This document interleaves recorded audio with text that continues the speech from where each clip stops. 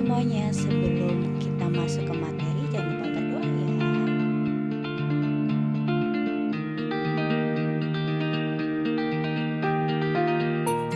Assalamualaikum warahmatullahi wabarakatuh. Nah, kita masuk ke menentukan persamaan kuadrat yang diketahui akar-akarnya. Jadi setelah kita mengetahui mencari akarnya, sekarang kita mencari persamaan kuadratnya yang diketahui akar-akarnya. Di sini ada rumusnya.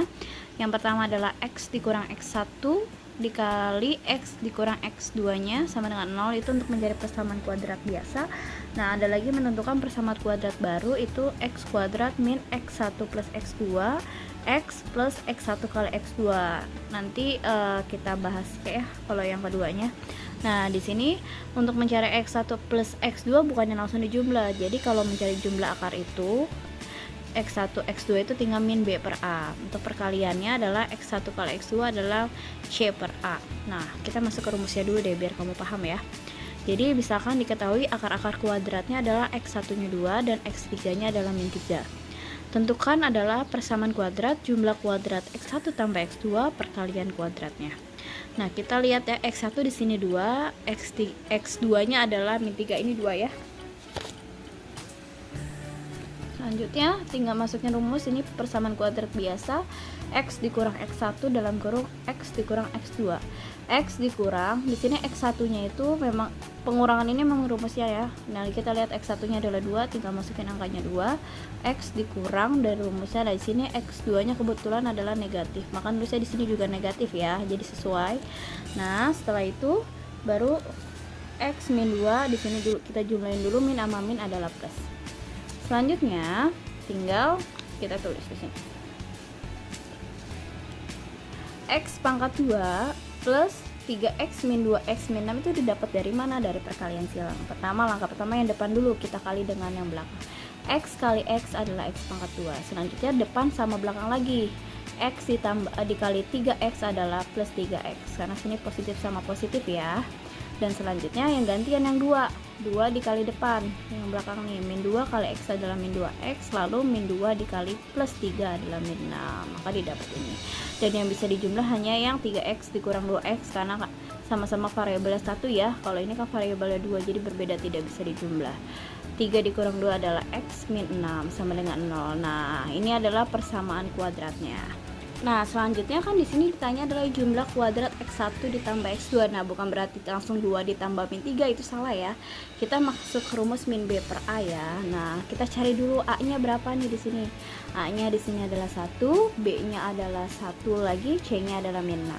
Selanjutnya kita tulis di sini x1 plus x2 itu rumusnya adalah min b per a. Berarti kita pakai koefisien b sama koefisien a, yaitu 1 dibagi min, ini dari rumusnya 1 dibagi 1 adalah min 1. Kalau perkalian adalah c per a. C nya berapa? Sini min 6, a nya adalah 1, jadi min 6 dibagi 1 adalah min 6. Seperti itu ya. Nah, kita langsung masuk ke contoh untuk mencari persamaan kuadrat baru. Untuk persamaan kuadrat baru, di sini kita ngambil yang contoh yang ini aja ya. Persamaan kuadrat baru dari x kuadrat plus x min 6 sama dengan 0 mempunyai akar x1 dan x2. Pertama, seperti tadi, tentukan a, b sama c-nya. Di sini a-nya nilainya 1, di sini b-nya adalah 1, c-nya adalah min 6. Sudah dapat, kita cari yang ini dulu biar gampang. x1 plus x2 min b per a, min 1 bagi 1 min 1, yang perkalian c per a. Di sini ya, min 6 dibagi 1 adalah min 6. Nah, setelah sudah didapat, baru kita menentukan kuadrat baru. Itu ada langkah-langkahnya. Di sini kan dimintanya adalah akarnya x1 plus 2 dan x2 plus 2.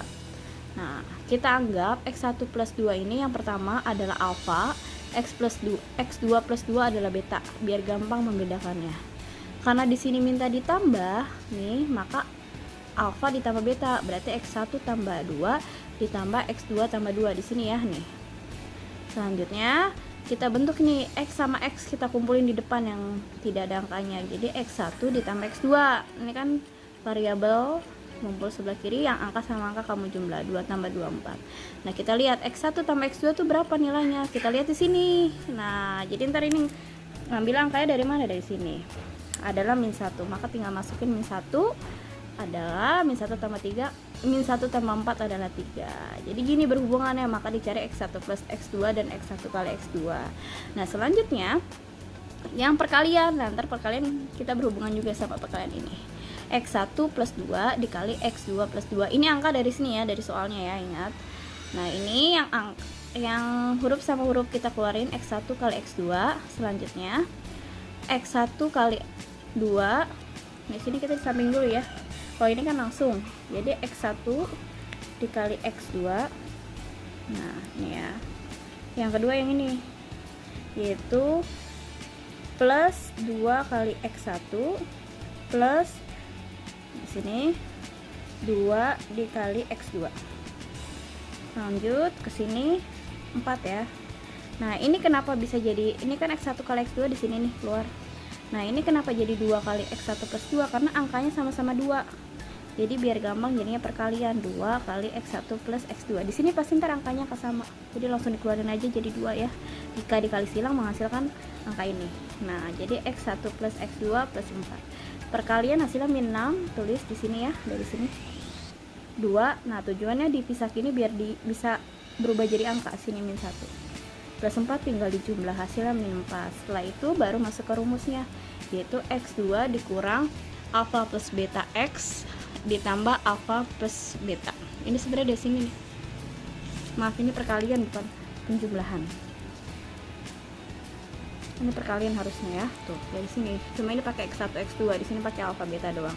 X2 alfa tambah beta, di sini nih yang ini ditambah. Kita masukin angkanya 3x plus rumusnya kali ini hasilnya min 4. Plus sama min jadi min 4. Itu adalah persamaan kuadrat barunya.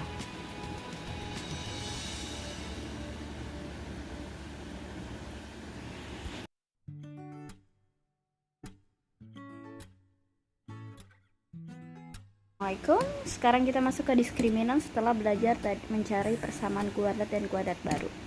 Nah, untuk diskriminan di sini rumusnya di lambangan D, B kuadrat min 4AC. Kita mengambil B AC-nya ini dari koefisien ya, persamaan kuadrat ya. Di sini ada beberapa jenis tentang diskriminan. Yang penting kamu tahu pengertiannya aja ya. Jadi yang pertama adalah jika D lebih besar daripada 0, maka persamaan kuadrat tersebut mempunyai dua akar real dan berbeda. Jadi kalau lebih besar daripada 0. Nah, contohnya jika D merupakan bilangan kuadrat sempurna, maka kedua akarnya rasional. Misalkan hasilnya itu adalah bilangan yang bisa diakar. Contoh sini x kuadrat plus 2x min 3 sama dengan 0. A-nya di sini adalah 1, B-nya di sini adalah 2, C-nya adalah min 3. Tinggal masukin ke rumus ya, seperti yang di sini. Selanjutnya kamu jumlah dan di sini menghasilkan akar 16. Nah, 16 itu bisa diakar 4. Nah, ini kalau menghasilkan angka yang bisa diakar itu disebut adalah kuadrat sempurna dan dia pasti lebih besar daripada 0. Ada lagi yang bukan kuadrat sempurna jika tidak bisa diakar. Contohnya nomor 2.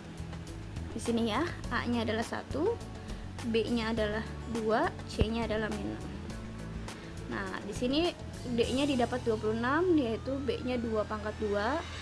Tinggal masukin angkanya ya, min 4AC hasilnya 26 dan tidak ada akar 26, berarti bukan disebut kuadrat sempurna. Dan jika dikerjakan untuk mencari akar-akarnya akan menghasilkan angka seperti ini. Jadi tidak bentuknya itu tidak tidak bulat lah, tidak sempurna. Jadi ada akarnya lah, ada ini gitu. Kalau yang di atas, kalau hasilnya dia kuadrat bisa diakar, pasti akan menghasilkan angka yang biasa bilangan real 1, 2, 3, 4 seperti itu. Nah, selanjutnya yang B di sini, jika D sama dengan 0, maka persamaan kuadrat itu mempunyai akar yang sama. Jadi akarnya itu sama. Misalkan di sini x kuadrat min 4x plus 4. Nah, ini kan hasilnya angkanya 0 nih. Nah, 0 ya. Kamu udah tahu lah dapetnya dari mana ini, angka min 4, 1 sama 4 nya dari sini ya, A, B sama C nya. Jadi kalau dia dijumlah hasilnya 0, maka dia pasti akarnya itu akan sama nih. Jika mencari akar x1, x2 nya itu akan sama. Bisa dicoba ya.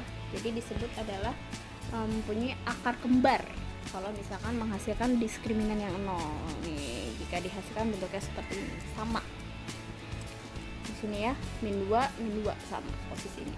Dan kalau misalkan lebih diskriminan lebih kecil daripada 0, misalkan min 1, 0,5, setengah, berarti dia persamaan kuadrat tersebut tidak mempunyai akar yang liar, jadi tidak nyata, tidak ada.